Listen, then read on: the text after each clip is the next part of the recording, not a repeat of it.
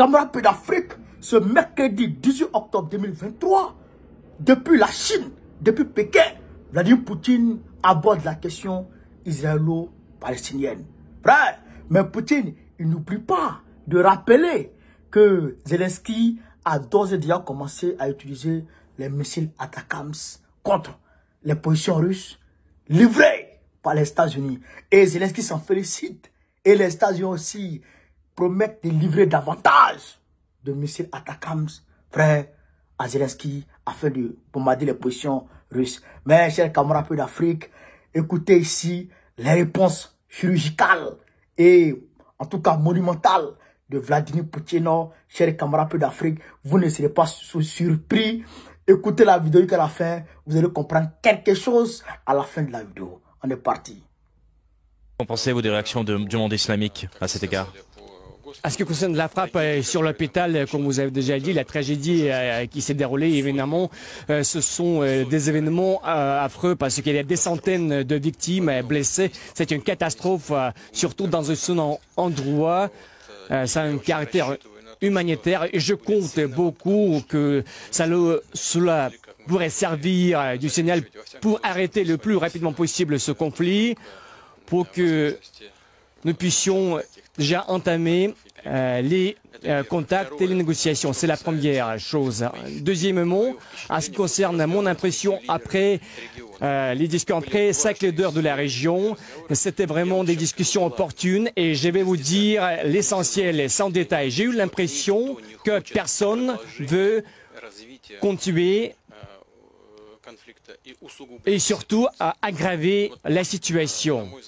À mon avis personnel, les acteurs principaux, certains par défaut ne veulent pas, les autres craignent, mais surtout, il n'y a personne qui veut créer pour la convertir en guerre de grande échelle. J'ai pas de doute, et ce qui est très important. Ça, c'est très important. Le président Pavel Zarobin, le président ukrainien s'est félicité de l'utilisation des missiles à longue portée Atakams par l'Ukraine et Washington a confirmé qu'il a vraiment transmis ces missiles à l'Ukraine. Oui, il a confirmé en monde secret. Donc il a dit en monde comme secret, donc qu'on comprenne, ces missiles élargissent la portée de ces missiles, notamment ils peuvent frapper le territoire de la Russie. Comment cela peut changer la situation et comment la Russie va réagir? Tout d'abord, évidemment, ça nuit et ça crée une menace supplémentaire. Deuxièmement, bien sûr, nous serons capables de faire la riposte, parer à ces menaces. La guerre reste la guerre. Et comme j'ai déjà dit qu'il représente une menace, c'est par défaut, c'est tout à fait évident. Mais ce qui est l'essentiel, ce n'est pas capable de changer d'une façon cruciale la situation sur la ligne de front, sur la ligne de contact opérationnel. Je peux le dire sûrement. Et finalement, un autre élément, c'est encore une erreur de la part des États-Unis. Et déjà pour plusieurs raisons. En premier lieu, s'ils n'avaient pas livré les armes au futur, ils auraient pu dire si nous avons tout pu livrer, la situation aurait pu changer, mais cela pourrait résulter en victimes supplémentaires, mais nous avons bien fait, nous ne l'avons pas fait. Mais quand même, ils l'ont fait et ça ne va pas apporter le résultat. C'est déjà par défaut une erreur.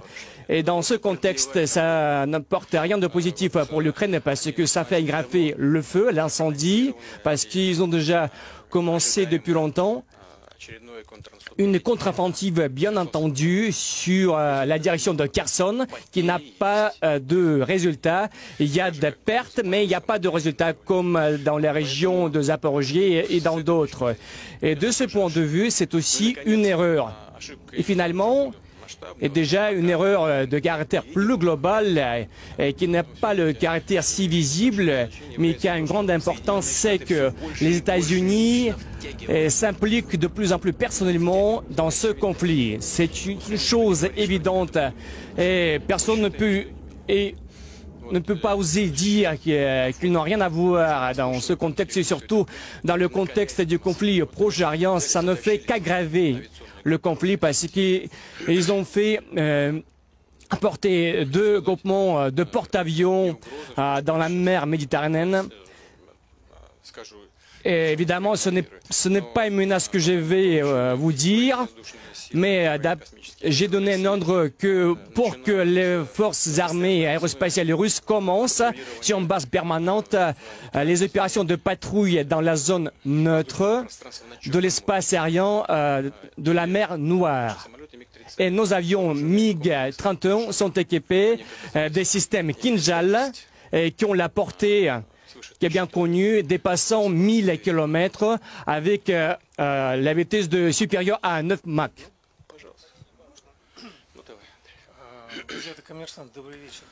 Commerçante, Monsieur le Président, est-ce qu'on peut dire, à l'issue de vos négociations, supposer qu'à l'issue du conflit israélo-palestinien, un État de la Palestine soit créé, et comment est-ce qu'on peut le faire aujourd'hui? Parce qu'aujourd'hui, il y a 2 Palestines qui sont en guerre.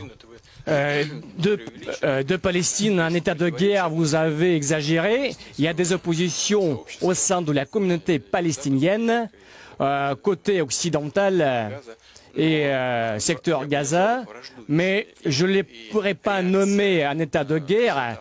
Et la réaction du président Abbas en témoigne. Il ne les considère comme un état de guerre, et surtout ceux qui gèrent la situation in situ, mais cela ne veut pas dire qu'il ne faut pas augmenter le niveau de coopération et surtout, il faut pas aspirer à atteindre l'union de la communauté, de la société palestinienne. Bien sûr, les 2 peuples de la Palestine doivent aspirer, mais ce n'est pas nous qui pouvons ou devons gérer ce processus. En ce qui concerne la mise en place et la création d'un État palestinien, nous avons la position de principe qui n'est pas liée avec la crise actuelle du tout, sauf que, évidemment, ça fait surmonter ce conflit parce que nous avons toujours agi pour la mise en place d'un État de Palestine souverain, autonome, avec la capitale dans la partie orientale de Jérusalem, mais nous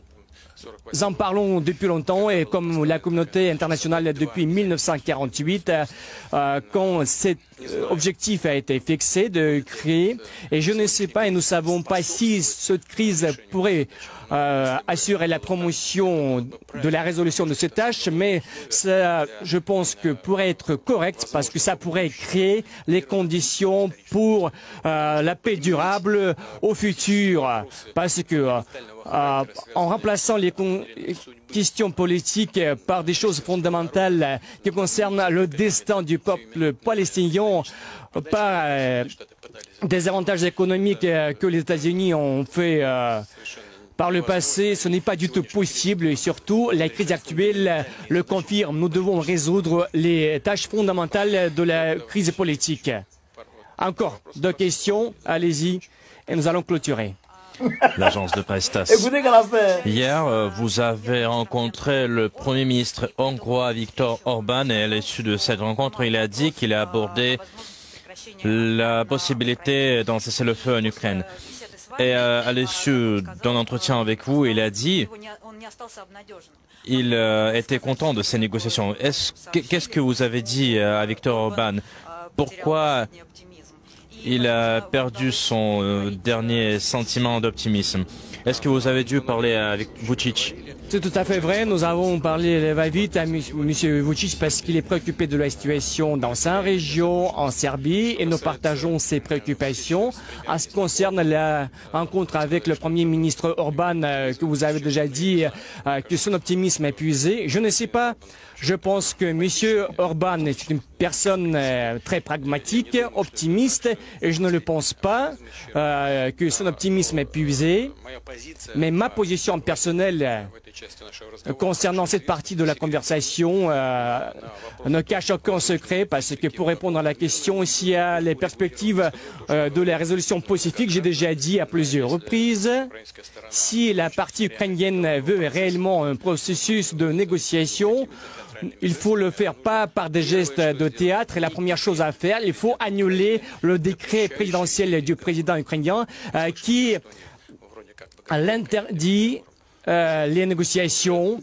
Parce que, en même temps, ils manifestent qu'ils sont prêts à négocier parce que surtout les responsables qui gèrent la politique extérieure et qui ont dit récemment qu'il faut assurer la défaite stratégique à la Russie sur le champ de combat et ils ont changé de la tonalité en disant qu'il faut résoudre ces problèmes en voie pacifique. C'est une bonne transformation dans une bonne direction. Et M. Borrell le dit et je peux le vanter pour ces éléments, mais ce n'est pas suffisant. Il faut entreprendre des démarches concrètes s'il y a vraiment une envie de se mettre d'accord. En ce qui concerne le Premier ministre Orban, très souvent il est accusé des esprits pro-russes. Non, c'est pas du tout correct. C'est un homme politique pas pro-russe, mais pro-hongrois. Il est accusé très souvent pas pour une position qui diffère de la position des hommes politiques européens, parce qu'il est courageux de protéger les intérêts de son peuple. Et très souvent, les leaders politiques européens manquent ce courage. C'est pour ça qu'il l'attaque. En conclusion. Monsieur le Président. J'ai déjà montré. Bon, allez-y. Monsieur le Président, le président américain a déclaré que la guerre en Ukraine était perdue pour la Russie. Il disait que l'objectif des États-Unis, c'est unir l'Europe contre la Russie. Comment évaluer cela? Mais si la guerre est perdue, à quoi ça sert de fournir les attaquants? Dans ce cas-là, ils peuvent les faire revenir comme les autres armes pour faire des crêpes. Ils peuvent venir chez nous pour prendre une tasse de thé. Si la guerre est perdue, à quoi ça sert de fournir les missiles attaquants? C'est à eux qu'il faut poser les questions. C'est vraiment ridicule. Allez-y. Faire des crêpes, vous avez dit, ce n'est pas secret. Il y a 2 heures, vous avez quitté la maison où les négociations ont eu lieu et vous êtes arrivé ici. Est-ce que un tour de la ville, un tour de Pékin a été organisé par Xi Jinping pour vous? Nous avons eu un déjeuner en petit comité d'affaires qui a été assisté par les ministres des Affaires étrangères des deux côtés avec les assistants. Et par la suite, le président Xi Jinping nous a proposé d'avoir une rencontre tête-à-tête, comme vous avez bien dit, en partageant une tasse de thé. Nous avons déjà parlé 1h30, peut-être même 2 heures. Nous avons discuté des questions confidentielles, vraiment en regardant dans les yeux directement, tête-à-tête. C'était très substantiel entre les deux. En ce qui concerne les patrouilles dans la mer Noire, est-ce que cela serait nommé comme une menace, une nouvelle menace pour... J'ai déjà dit, j'ai déjà prévenu, c'est pas une menace, mais nous allons assurer la supervision visuelle en utilisant surtout la supervision des armes, sur tout ce qui se passe dans la mer Méditerranée. Il a mangé évidemment. Frère, il n'est pas qu'on aborde la question de... La question de l'Ukraine, quoi. C'est que, où il est là, non, c'est que il est trop tard. Où il est là, non. Il est prêt à bondir, quoi. À prendre les trucs et puis on dit, monsieur le président, on dit, les États-Unis disent que la guerre est pliée, que vous avez perdu la guerre déjà. Et qu'ils vont tout faire pour unir l'Europe contre vous. Et qu'ils vont unir l'Europe contre vous. Il dit, mais si la guerre est finie, pourquoi ils envoient les missiles attaquants? Ils n'ont pas venir s'asseoir, ils n'ont pas boité. Si la guerre est finie, ils n'ont pas venir en mettre des crêpes. Oh, Poutine, c'est un 10. Maintenant, il a abordé la question palestinienne, israélo-palestinienne, vous avez compris, non? D'accord. Il dit, depuis l'ONU a fait une résolution où on doit établir deux États. c'est sa logique est là. Sa logique est là. Il dit que les présidents du monde arabe, il a causé avec tout le monde. Et que dans leur esprit, là, ils ne sont pas partants pour une guerre totale. Tu vois, comme la guerre du Kippour ou bien la guerre des 6 jours. Ils ne sont pas partants pour ça. Selon lui, hein, il a causé avec eux. Selon leur, ils sont dans un état d'esprit d'apaisement. Selon Poutine. Voilà, il dit ça déjà, ça arrange. Ça déjà, ça lui permet de dormir. Ça peut l'amener à dormir. Mais là, vraiment, et que les États-Unis envoient des gros bateaux, des gros porteurs, des gros porte-avions, 2 gros porte-avions, et puis ils ont mis en alerte, comment on appelle ça, les États-Unis ont mis en alerte 2000 maris, pour, prêts à intervenir dans le monde arabe. Maintenant, vous savez qu'ils ont frappé, truc, hein. Ils ont frappé un hôpital. Israël dit que c'est pas eux qui ont frappé l'hôpital, que c'est une roquette du Hamas qui a dévié et qui est parti tomber sur l'hôpital. L'hôpital, en tout cas, environ plus de 500 morts selon le Hamas. Maintenant, selon Israël, je crois 200 et quelques morts, 300 morts environ. Vous voyez, la guerre, c'est pas bon, les gars. La guerre, c'est pas bon. Donc, voilà, un peu. Mais Poutine, il dit les États-Unis, c'est pas la peine. Vous avez compris. Et puis, Papi Joe était là-bas aujourd'hui. Papi Joe était en Israël. Il a parlé. Parce que hier, il devait aller en Jordanie. Il devait aller en Jordanie et il devait se rencontrer avec le président Al-Sisi, le président, je crois, irakien, le président syrien et puis le président libanais.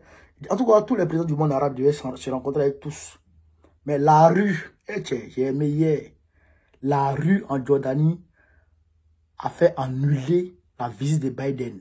C'est-à-dire qu'il est monté dans l'avion, l'avion a pris la direction. Et en l'air, ils ont détourné la trajectoire de l'avion. La rue qui a fait ça. Non, ils étaient fiers hier des Jordanais. Wallahi billahi. Ouais, donc, il s'est été annulé. Maintenant, il était obligé de partir seulement qu'en Israël. Arrivant en Israël, il dit non, que lui, il a eu des preuves qui disent que, oui, c'est pas les Israéliens qui ont tiré, comment on appelle ça, le missile sur l'hôpital, que ça serait de l'autre côté. Bon. C'est ceux qui disent que c'est une guerre sainte là. Papi Dieu est saint. Ou bien, non. D'accord. Ne vous réveillez pas de vos sommeils. Hein. Restez dans vos sommeils.